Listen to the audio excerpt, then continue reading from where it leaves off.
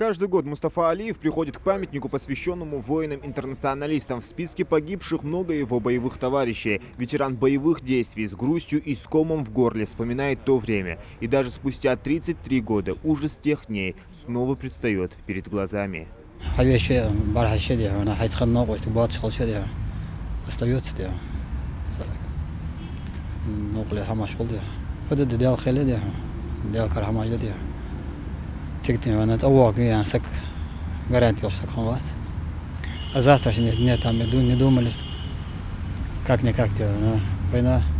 Воины-интернационалисты почти 10 лет противостояли вооруженным группировкам, охраняли важные промышленные предприятия и объекты инфраструктуры.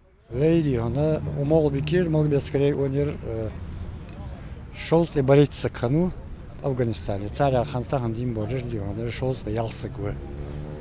Шит дионер такалха, ко дионер там вино уже штакалха.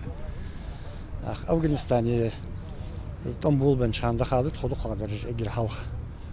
Афганистане вахт дерфдер дион тодионер нахбуаби томби андаханах датцик дионер.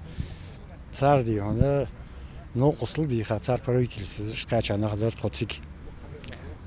Царь Мелду Хамлорди, заводы, фабрики, жлорьеж, мажметики, шханицик дион.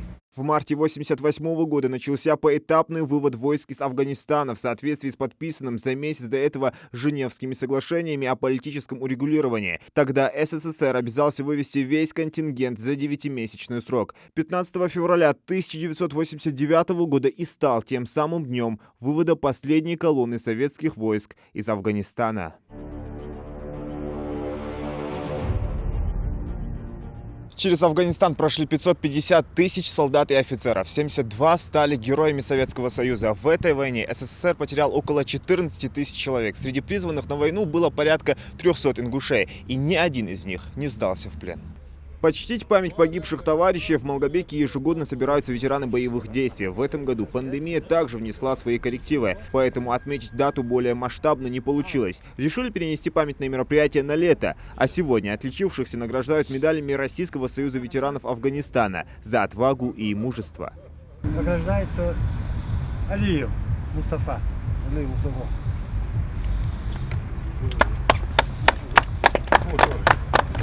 Бок о бок они прошли весь Афганистан. Воины-интернационалисты называют себя одной большой семьей. Они часто собираются вместе, вспоминают службу. И этот день для них имеет большое значение.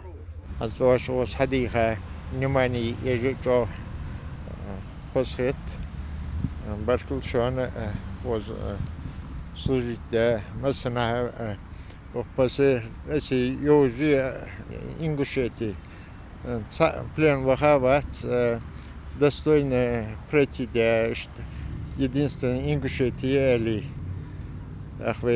Первый герой Афганистана Галга Ошова.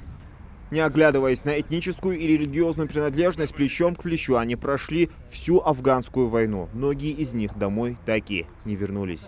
Зелимхан Калоев, Асхаб Белакиев, Новости 24.